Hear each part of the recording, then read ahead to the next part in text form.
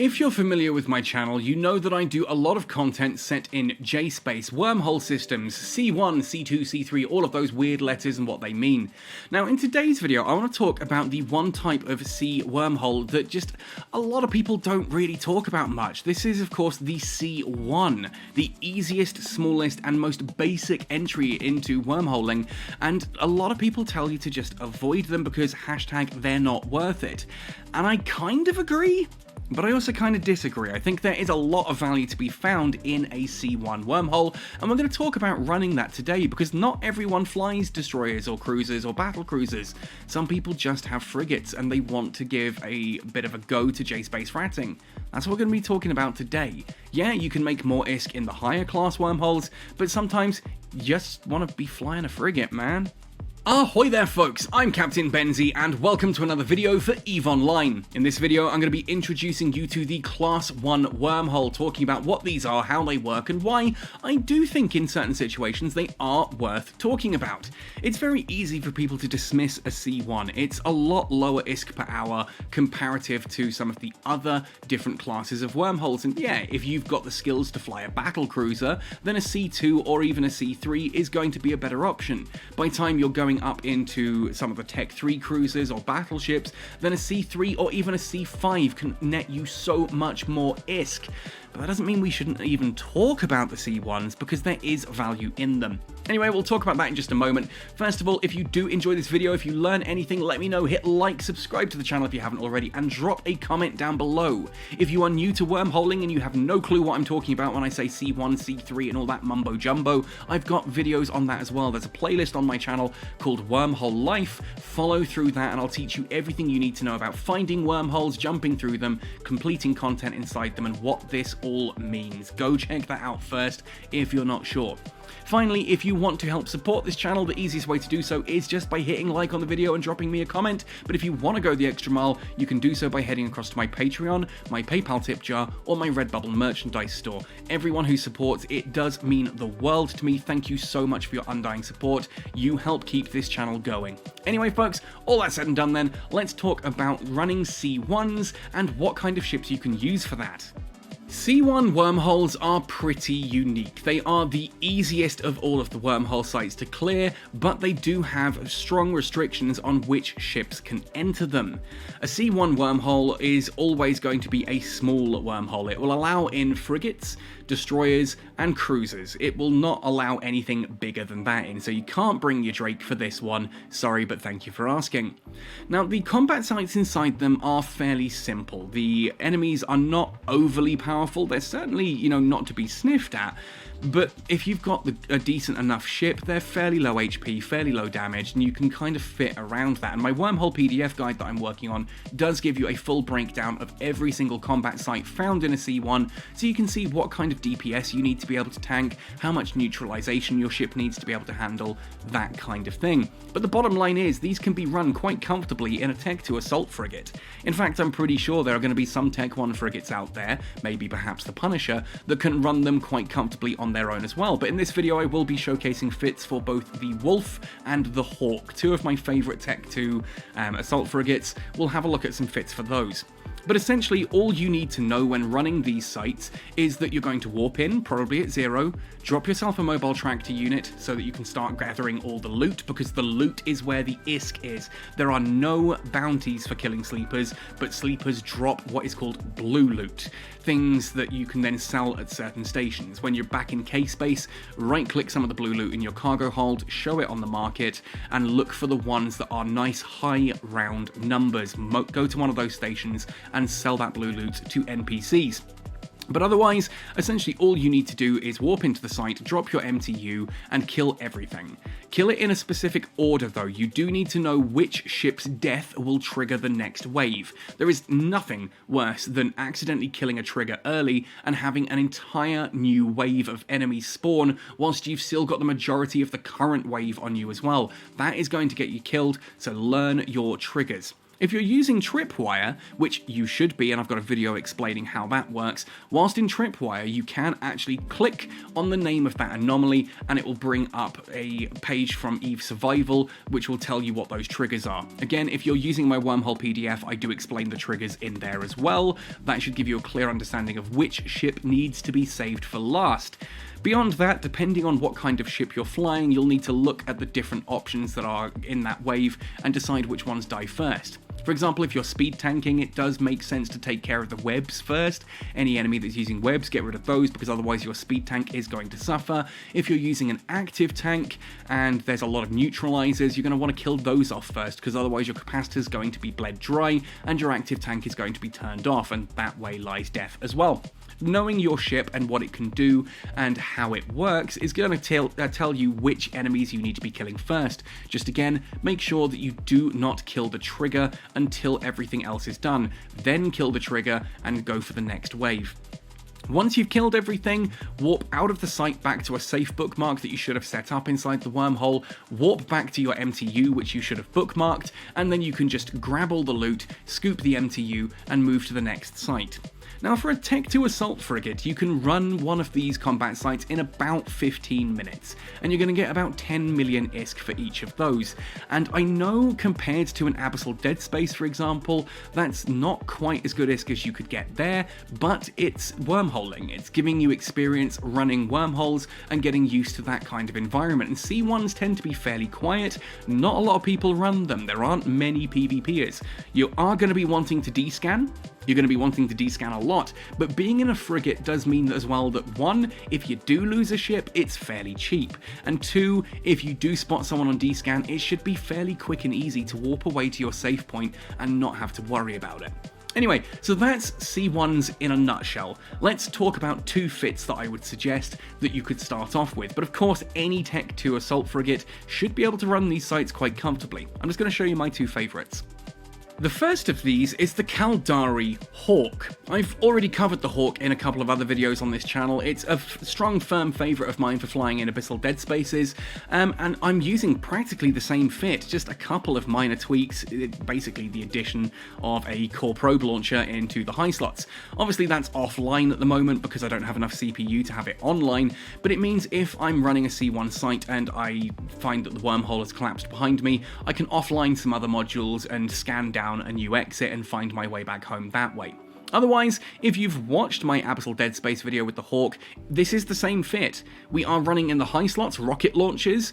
I'm using Rage Rockets, obviously because I'm using Rocket Launcher 2s, but again, if it's early on in your career and you just want to run Arbalests, you can do that. Will help keep the costs down nicely. You won't be able to use Rage Rockets at that point. You'll be using standard, like Scourge Rockets or whatever, or Caldari Navy Scourge Rockets, but again, it will work. It will work. This is the fit I'm showing you here is a bit of a blingy fit. It doesn't need to be this potent.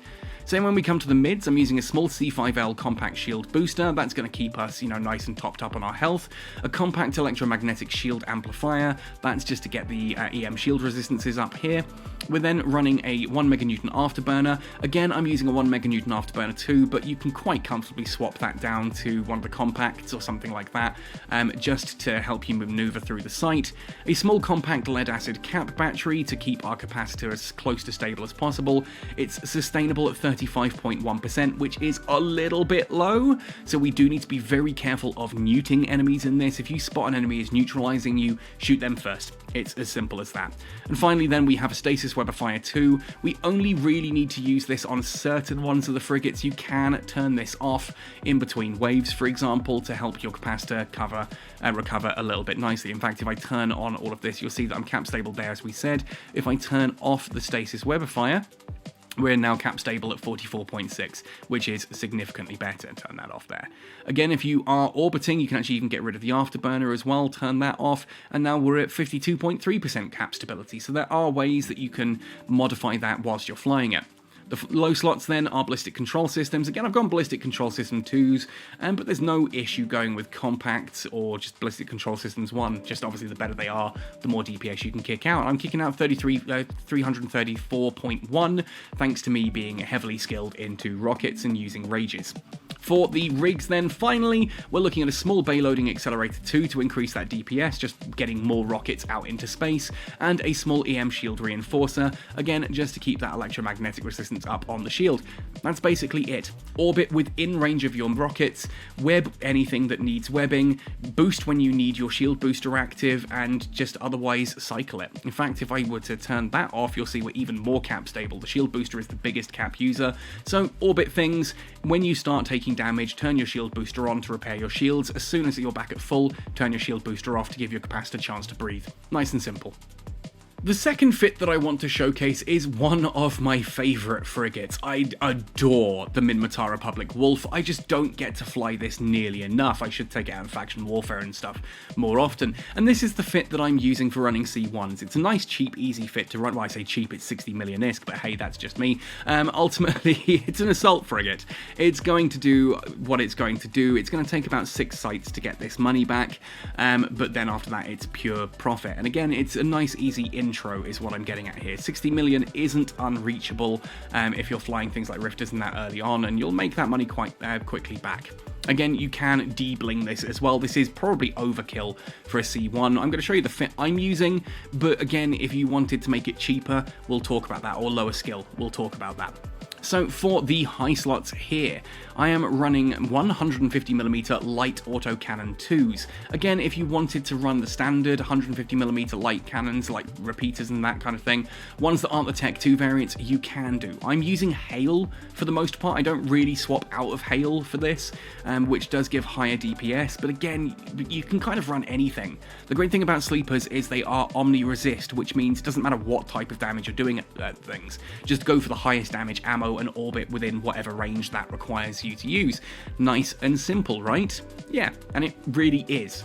The mid slots, not much different. We've got a small compact lead acid cap battery that helps us maintain capacitor stability. We're at 44% on this as standard, with an afterburner 1 meganewton. Again, it's entirely up to you. I've got a 1 meganewton afterburner 2 here, but you could go for a compact or a quad lift or whatever to just like fit that in. Quad lifts, micro warp drive, what am I talking about? Anyway, yeah, you can go for like a compact or an enduring here. Entirely up to you as you see fit. If you've got the skills for an afterburner 2 though, it just seems a nice, cheap, easy fit. We are armor tanking this, small armor repairer 2, damage control 2, explosive energized membrane 2, and a kinetic energized membrane 2. Again, none of these need to be the 2s. You can go for the compacts or the standards, whatever. I wouldn't go for 1s, certainly, but you can go for the mid-grade stuff there, and it will work quite nicely. And you'll see that if I were to simulate this, everything here, not that I needed to simulate it even, turn off the high slot, we're looking at pretty strong resists across the board, and we are going to be speed tanking as well. We are very small, 33 meters, and we are very fast. It's a very fast, hard to hit ship, and any damage that does kind of hit you does very, very little to you, and it's very easy to repair that using the armor repairer. The final low slot then is a counterbalanced compact Gyrostabilizer. You might decide that you are running this quite comfortably and you're just going to get rid of the other damage control and maybe put another compact gyro on there to get a bit more DPS out of it, but it's entirely up to you. Finally, rigs for this, small explosive armor reinforcer 2, small thermal armor reinforcer 2, just to keep those up there. Nice and simple, it's literally pick a target, orbit, kill. Your biggest threat are going to be neutralizers in this and webs. I'd probably go for the webs first, followed by the newts, but again, you'll find that things die so quickly, it just doesn't really become a problem. Yeah, you can make this cheaper. Again, 60 million might be overkill for a site like this, but you're earning about 10 million per site. So again, 6 sites down, and these are fairly easy sites. They're fairly quiet areas to run through. You should be able to find 6 sites nice and easily. You go in, you clear it, you're done.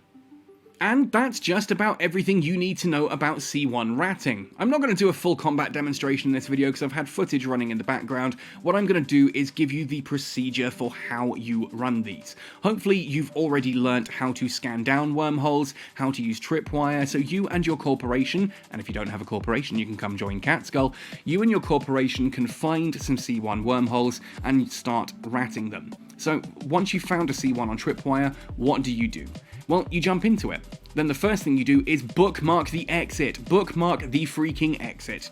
Ultimately, even I still make that mistake. Sometimes I did it yesterday and it damn near cost me a ship. A very expensive ship. Do not be that person.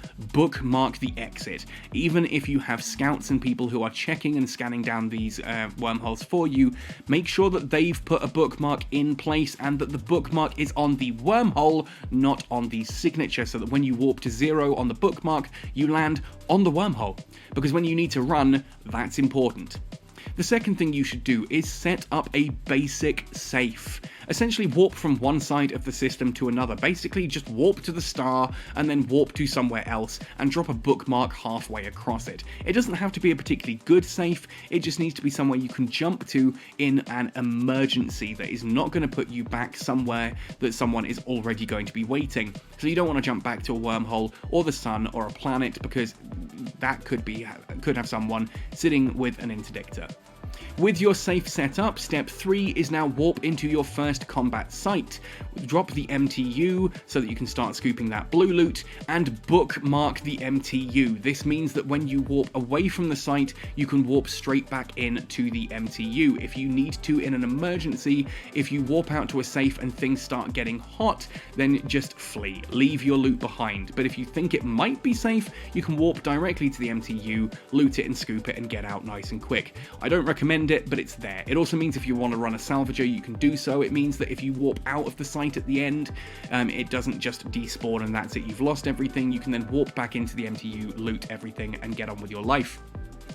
Beyond that as well, just keep descanning. Keep an eye on descan and have a plan in place. The moment you see something that looks hostile on descan, warp to your safe. Warp to your safe and use your descan to figure out where that person is, what they're doing, and how they're moving around. Having friends near helps, obviously, but it's not always that simple. But hopefully this gives you some inspiration to start ratting in a C1 J-Space system. Good luck, have fun. You know how to fly your frigates pretty well by this point in the game, so just go and shoot some sleepers, get some loot, earn some ISK, and start to experience what wormhole ratting is like. Because from there, you can move up to destroyers or cruisers for C2s, then even into battle cruisers, and then it's up to you as you progress up through C3s, maybe into C4s and C5s, and eventually ending up in a really cool corporation that's controlling a C6 and a C5 and all that kind of stuff, just to have some great fun. It's also going to get you into the habit of flying some cheap ships and not stressing too much about losing them. Anyway folks, that's it for today. If you learned anything or found this useful, hit like, drop me a comment. Otherwise, happy sailing, and see you all next time!